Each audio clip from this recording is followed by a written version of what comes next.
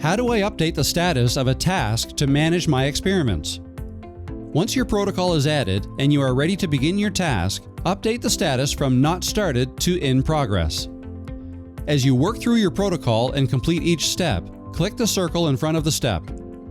The circle will turn green with a check mark to signify that the step is complete. As you mark the completion of each step, it is time-stamped under the Activities tab. This will allow you to calculate the time spent on a specific task. Once you've completed the protocol, update the task from In Progress to Complete by clicking the Status button. When changing the status of a task, you can move forward or backward in the sequence, but you cannot skip a phase.